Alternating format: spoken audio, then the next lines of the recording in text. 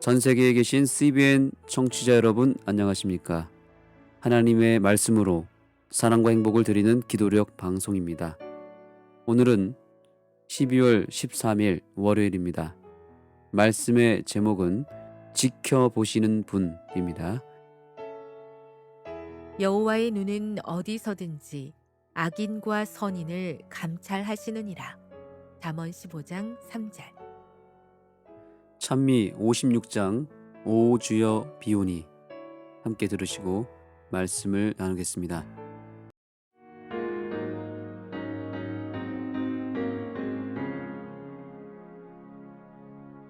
오 주여 비오니 우리 마음과 생각을 은혜의 보좌로 이끌어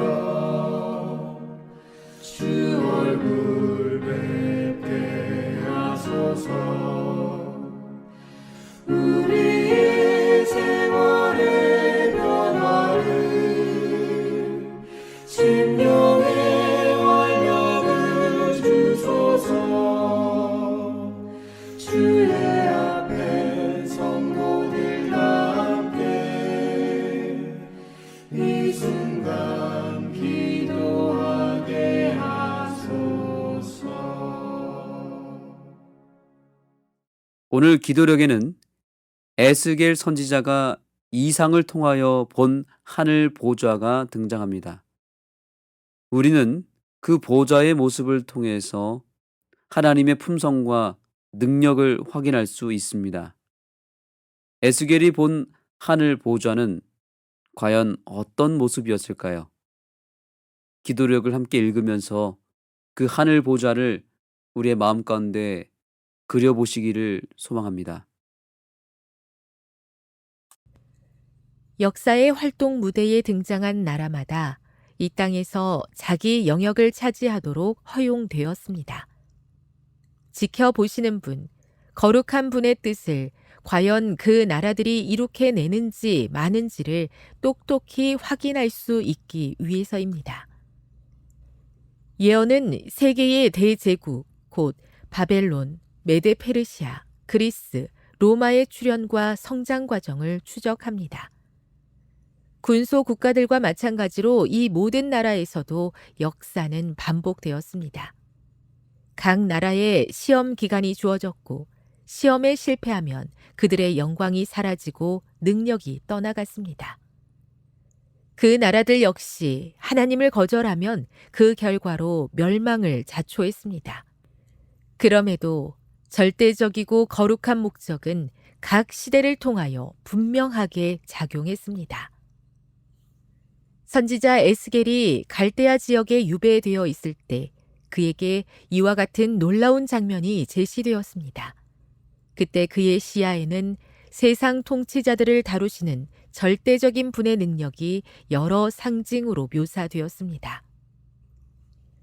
그발강 언덕에 있던 에스겔은 북방에서 폭풍과 큰 구름이 오는데 그 속에서 불이 번쩍번쩍하여 빛이 그 사방에 비치며 그 불 가운데 단쇠 같은 것이 나타나는 모습을 보았습니다. 서로 교차하는 여러 바퀴가 내 생물을 따라 움직이고 있었습니다. 이 모든 것 위에 보좌의 형상이 있는데 그 모양이 남보석 같고 그 보좌의 형상 위에 한 형상이 있어 사람의 모양 같았습니다. 그리고 그룹들의 날개 밑에 사람의 손 같은 것이 있었습니다. 바퀴들은 매우 복잡하게 배열되어 처음에는 혼잡해 보였으나 그것들은 완전한 조화를 이루며 움직였습니다. 그룹의 날개 아래 있는 손에 의해 유지되고 인도되는 천상의 존재들이 이 바퀴들을 몰고 있었습니다. 그리고 그들 위에 놓인 사파이어 보좌에는 영존하시는 분께서 계셨고 보좌 주위에는 하나님의 은혜를 상징하는 무지개가 있었습니다. 바퀴와 같은 복잡한 것들이 그룹의 날개 아래 있는 손의 지도를 받듯이 인간의 복잡한 사건들도 하나님의 통치 아래에 있습니다. 나라들의 분쟁과 소요 속에서도 그룹 위에 좌정하신 하나님은 여전히 이 지상의 일들을 인도하고 계십니다. 에스겔이 이상 가운데 본 하늘 보좌의 모습 가운데 가장 인상 깊었던 것은 바로 보좌에 날개와 바퀴가 달렸다는 것입니다. 이 날개와 바퀴는 공통점이 있는데 그것은 둘 다 신속함을 상징하고 있습니다. 이를 통해서 우리는 분명한 한 가지 사실을 알게 됩니다. 우리의 구원과 필요를 채워주시기 위해서 우리 하나님께서 신속히 방향을 돌리시고 신속하게 응답하신다는 사실입니다. 에스겔 1장에 보면 보좌에 달린 바퀴의 모습을 아주 특이하게 묘사합니다. 1장 17절의 말씀을 그대로 인용하자면 바퀴 안에 바퀴가 있는 것 같으며 라고 표현하고 있습니다. 바퀴 안에 바퀴가 있다니 이게 무슨 말일까요? 그것은 두 개의 바퀴가 서로 다른 방향으로 엇갈려서 맞물려 있는 형태의 구조를 말하는 것입니다. 이 특이한 바퀴는 현실 세계에서는 불가능한 구조입니다. 그러나 에스겔은 이상을 통해서 그 바퀴를 발견했습니다. 그렇다면 이 특이한 바퀴는 어떤 역할을 하는 걸까요? 그것은 회전하지 않아도 신속하게 사방팔방 자유롭게 어디든지 갈 수 있는 그런 기능을 하고 있는 것입니다. 이는 하나님의 보좌가 고정형 보좌가 아니라 활발하게 움직이는 이동형 보좌라는 사실을 우리에게 알려주고 있는 것입니다. 하늘 보좌는 움직이는 보좌입니다. 어디든지 따라가는 보좌입니다. 신속하게 나타나는 보좌입니다. 하나님은 저 멀리 하늘 보좌에 그저 앉아 계시는 분이 아니십니다. 주님은 지금도 계속 움직이십니다. 나의 삶의 방향이 어디로 향하든지 내 삶이 움직일 때마다 예수님의 그 하늘 보좌도 함께 움직인다는 사실을 기억하시기 바랍니다. 내가 방향을 틀 때마다 하늘 보좌도 방향이 틀어집니다. 그리고 내가 가는 곳마다 그 보좌가 따라온다는 사실입니다. 내 삶에 계속 붙어 다니면서 나를 지켜주시고 나에게 말씀하시고 나를 선한 길로 인도하시는 하늘 보좌가 내 삶의 중심 가운데 있다는 사실을 믿으시기 바랍니다.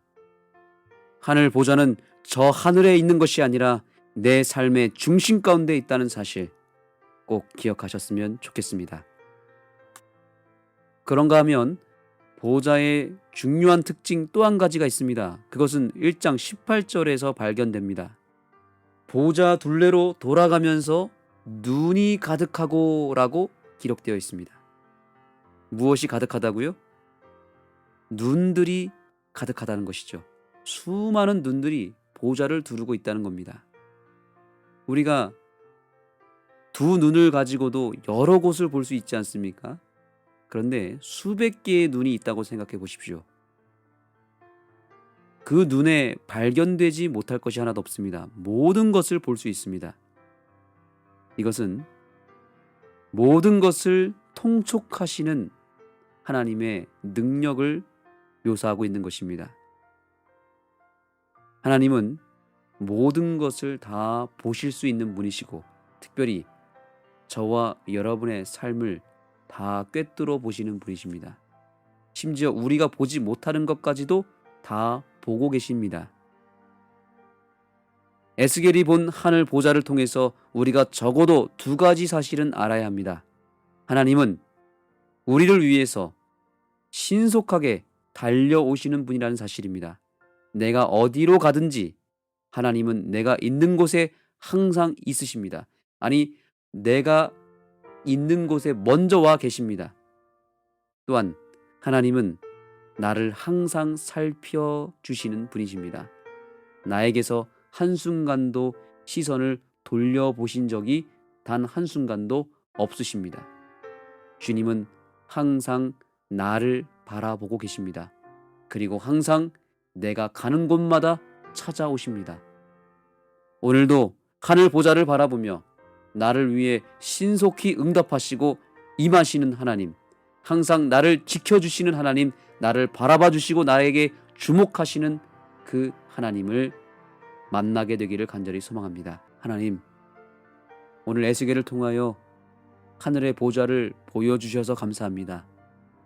우리를 항상 바라보시고 최대 관심사로 여겨주시고 주목해 주시는 주님의 은혜를 잊지 않겠습니다.